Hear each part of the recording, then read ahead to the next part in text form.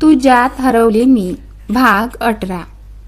सायली हळूच म्हणाली, ठीक आहे, आजपासून तू अधिकृतपणे माझा मास्टर शेफ आहेस. हे ऐकताच आदित्यने छातीत ताठ केली. बस, हेच ऐकायचं होतं. दोघेही पुन्हा हसू लागले. हसत खेळत त्यांचा नाश्ता कधी संपला त्यांच्याही लक्षात आलं नाही. नाश्ता झाल्यावर आदित्य उठला. चल, आता हे सगळं मी आवरतो. सायलीने लगेच नकारार्थी मान हलवली. नाही, नाश्ता तू बनवलास, आता आवरणं आपण दोघी मिळून करू. काही पण नाही. तिने त्याच्या हातातून ताट घेतलं. आदित्यने तिच्याकडे काही क्षण पाहिलं आणि मग हसत म्हणाला, ठीक आहे, आज तुझं ऐकतो. दोघांनी मिळून स्वयंपाकघर आवरलं. भांडी जागच्या जागी ठेवली आणि डायनिंग टेबल स्वच्छ केलं. सगळं काम संपल्यावर सायली त्याच्याकडे वळली. आता औषध घे आणि आराम कर. अजून पूर्ण बरा झालेला नाहीस. आदित्यने आज्ञाधारक मुलासारखी मान हलवली. हो मॅडम. त्याचं उत्तर ऐकून सायली पुन्हा एकदा हसली. नाश्त्यानंतर आदित्यने वेळेवर औषध घेतलं. सायलीने समाधानाने त्याच्याकडे पाहिलं आणि मग स्वतः ऑफिससाठी तयार व्हायला आपल्या खोलीत निघून गेली. आदित्य मात्र हॉलमध्ये येऊन शांतपणे सोफ्यावर बसला. टीव्ही सुरू होता, पण त्याचं लक्ष पडद्यावर नव्हतं. त्याच्या ओठांवर अजूनही सकाळच्या त्या छोट्याशा विजयाचं स्मित होतं. काही मिनिटांनी खोलीचं दार उघडलं. आदित्यची नजर नकळत त्या दिशेने वळली. सायली ऑफिससाठी तयार होऊन बाहेर आली होती. आज तिने लांब काळा स्कर्ट आणि त्यावर पांढऱ्या काळ्या रंगाचा आकर्षक टॉप घातला होता. नेहमीप्रमाणे उंच पॉनीटेल, हलकासा मेकअप आणि कानातल्या मोठ्या गोल्ड रिंग्स. साधेपणातही तिचं व्यक्तिमत्व उठून दिसत होतं. क्षणभर आदित्य तिच्याकडे पाहतच राहिला. त्याला तिची ही स्टाईल नेहमीच आवडायची, पण पुढच्या क्षणी त्याने स्वतःला सावरलं आणि नजर टीव्हीकडे वळवली. जणू तो तिच्याकडे पाहतच नव्हता. मात्र त्याच्या मनात वेगळीच घालमेल सुरू होती. सायलीच्या जवळ जाणं योग्य नाही, तो स्वतःलाच पुन्हा पुन्हा समजावत होता. त्याच्या आयुष्यातील काही अपूर्ण गोष्टी, काही जबाबदाऱ्या आणि एक असं गुपित ज्यामुळे तो स्वतःच्या मनावर नियंत्रण ठेवण्याचा प्रयत्न करत होता. सायली त्याच्यासमोर येऊन उभी राहिली. मी निघते. तिचा आवाज कानावर पडताच आदित्य विचारातून बाहेर आला. त्याने तिच्याकडे पाहून हलकसं हसू दिलं. संध्याकाळी भेटू. सायलीनेही हसून मान डोलावली. बूट घालत घालत ती म्हणाली, दुपारच्या जेवणाचं काय करणार आहेस? काहीतरी साधं बनवेन, काळजी करू नकोस. आणि औषधं वेळेवर घ्यायचं. हो, ते विसरणार नाही. आरामही कर. आदित्यने मान हलवत तिची खात्री पटवली. मी फोन करेन मध्ये. ठीक आहे. दोघांमध्ये काही क्षण शांतता पसरली. मग सायलीने दरवाजा उघडला. बाहेर पडण्याआधी ती पुन्हा एकदा मागे वळली. स्वतःची काळजी घे. आदित्यच्या चेहऱ्यावर पुन्हा एकदा ते शांत स्मित उमटलं. तूही.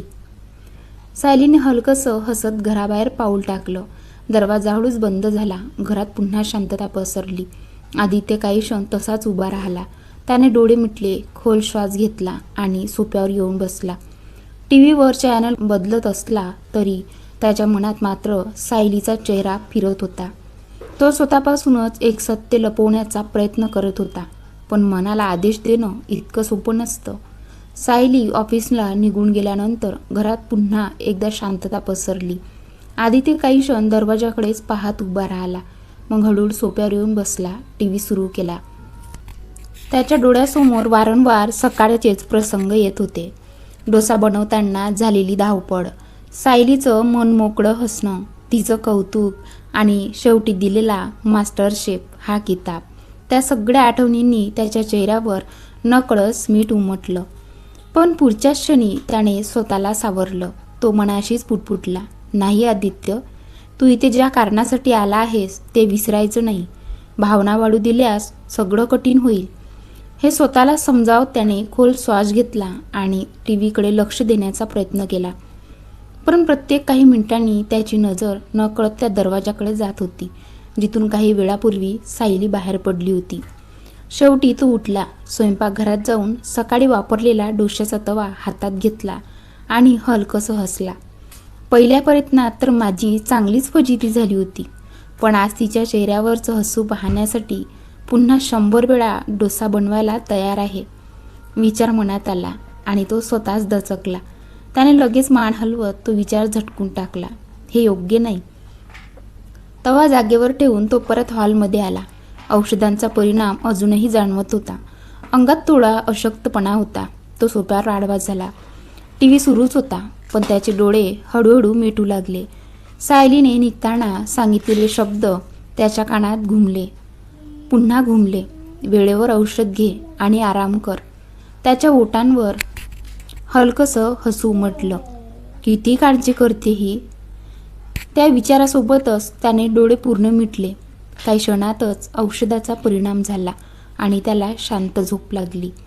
दुसरीकडे ऑफिसकडे जात असलेल्या सायलीच्या मनातही सकाळचे क्षण फिरत होते. आदित्यचा निरागस आनंद, डोसा यशस्वी झाल्यावर लहान मुलासारखा चमकलेला त्याचा चेहरा आणि स्वतःचं कौतुक ऐकण्यासाठी केलेला त्याचा हट्ट, ते आठवता तिच्या ओठांवर आपोआप हसू उमटलं. ती स्वतःशीच पुटपुटली, खरंच हा माणूस जितका गंभीर दिसतो तितकाच मनाने निरागस आहे. हे म्हणत तिने गाडीची काच खाली केली. गार वाऱ्याची झुळूक तिच्या चेहऱ्यावर आली आणि ती हलकसं हसत ऑफिसच्या दिशेने निघून गेली. दोघेही आपापल्या वाटेवर होते, पण नकळत त्यांच्या मनात आता एकमेकांसाठी एक वेगळीच जागा तयार होऊ लागली होती. आदित्य काही वेळ टीव्ही समोर बसून राहिला. चॅनल बदलत होता, पण त्याचं मन कुठेच लागत नव्हतं. अखेर त्याने रिमोट बाजूला ठेवला, टीव्ही बंद केला आणि आपल्या खोलीत गेला. लॅपटॉप उघडून तो पुन्हा कामाला लागला. स्क्रीनवर वेगवेगळ्या कंपन्यांच्या नोकरीच्या जाहिराती उघड्या होत्या. तो एकामागून एक अर्ज वाचत होता. कुठे अनुभव हवा होता, तर कुठे वेगवेगळ्या अटी होत्या.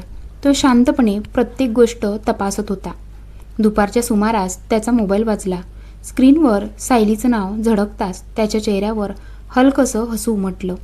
त्याने लगेच फोन उचलला. हॅलो, काय करतोयस? सायलीचा नेहमीसारखाच काळजीचा स्वर कानावर पडला. काही नाही, लॅपटॉपवर नोकरीचे अर्ज पाहतोय. हे ऐकताच सायली काही क्षण शांत झाली. तिच्या मनात नकळत एक विचार चमकून गेला. आदित्यला नोकरी मिळाली तर तो हे घर सोडून जाईल. त्या विचाराने तिचं मन अचानक उदास झालं. सायली, आदित्यने पुन्हा हाक मारली.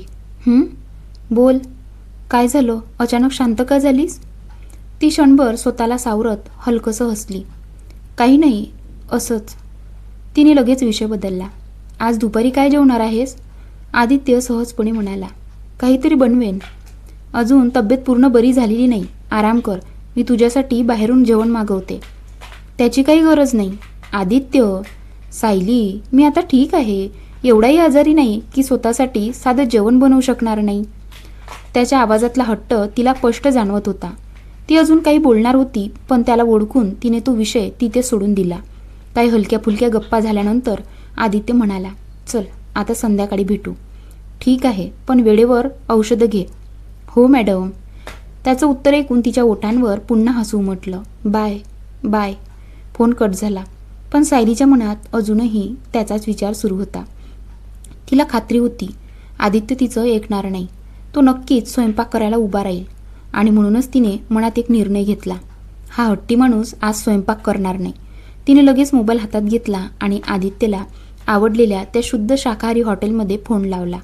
एक स्पेशल थाळी शक्य तितक्या लवकर पाठवा. ऑर्डर देऊन तिने आधीच ऑनलाईन पैसे भरले आणि खास विनंती केली, कृपया 15 मिनिटात पोहोचवा. फोन ठेवताना तिच्या चेहऱ्यावर समाधानाचं स्मित होतं. आता बघते कसा स्वयंपाक करतोस ते. फोनची रिंग वाजताच सायलीने कॉल उचलला. हॅलो, जेवण पोहोचलं ना? तिने सरळ विचारलं. आदित्यने मुद्दाम शांत आवाजात विचारलं. हे सगळं तू केलंस? हो, कारण मला माहिती होतं तू माझं ऐकणार नाहीस. आदित्यने हलकासा सुस्कारा टाकला. मी सांगितलं होतं ना, मी स्वतः काहीतरी बनवलं असतं. सायली हसली. म्हणूनच तर आधी ऑर्डर केली. आता काही कारण नाही, शांतपणे जेव. आदित्य काही क्षण गप्प राहिला.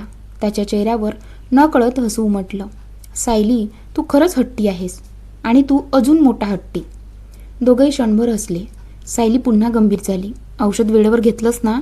हो, आणि जेवण पूर्ण करायचं, अर्धवट नाही. मॅडम, एवढ्या सूचना? हो, कारण कुणीतरी स्वतःची काळजी घेत नाही. आदित्यने मान हलवली. ठीक आहे, सगळे ऐकेन. सायलीला त्याचं उत्तर ऐकून समाधान वाटलं. बस आता फोन ठेवते, माझी मीटिंग सुरू होणार आहे. ठीक आहे, काम संपलं की बोल. आणि जेवण झाल्यावर मेसेज कर. नक्की. दोघांनी एकमेकांना बाय म्हटलं आणि कॉल संपला. फोन ठेवून आदित्य काही क्षण मोबाईलकडेच पाहत राहिला. ओठांवर हलकंसं स्मित होतं. मग त्याने टेबलवर ठेवलेलं पार्सल उघडलं. झाकण उघडताच गरमागरम जेवणाचा सुगंध दरवळला. त्याने स्वतःशीच हसत पुटपुटलं, ही मुलगी ना माझं काहीच ऐकत नाही. पण त्या शब्दामध्ये राग नव्हता, फक्त आपुलकी होती. आदित्यने जेवणाचं झाकण उघडलं आणि समोर मांडलेलं साधं पण स्वादिष्ट जेवण पाहून त्याच्या चेहऱ्यावर न कळत हसू उमटलं. डाळ, भात, 2 गरम पोळ्या, भाजी, सलाड, पापड आणि ताक. माझी आवडसुद्धा लक्षात ठेवली आहे, तो स्वतःशीच पुटपुटला. त्याने निवांतपणे जेवायला सुरुवात केली. प्रत्येक घासगणिक त्याला जाणवत होतं की सायलीने फक्त जेवण पाठवलं नव्हतं, तर त्याची काळजीही त्याच्यापर्यंत पोहोचवली होती. जेवण संपल्यावर त्याने औषध घेतलं आणि एक पाण्याचा ग्लास रिकामा केला. मग मोबाईल हातात घेऊन सायलीला एक छोटासा मेसेज पाठवला. जेवण खूप छान होतं, धन्यवाद. काही मिनिटातच तिचं उत्तर आलं, थँक्स नको, वेळेवर जेवलास एवढंच पुरेसं आहे. तो मेसेज वाचून आदित्य हलकंसं हसला. फोन बाजूला ठेवत तो सोफ्यावर येऊन बसला. औषधाचा परिणाम हळूहळू जाणवू लागला होता. त्याने टी व्ही सुरू केला, पण मन तिथे रमेना. काही वेळाने त्याने टी व्हीही बंद केला. डोळे मिटून तो सोफ्यावर शांत पडून राहिला. थोड्याच वेळात त्याला गाढ झोप लागली. सायंकाळी दाराची बेल वाजल्यावर त्याची झोप हलकीशी मोडली.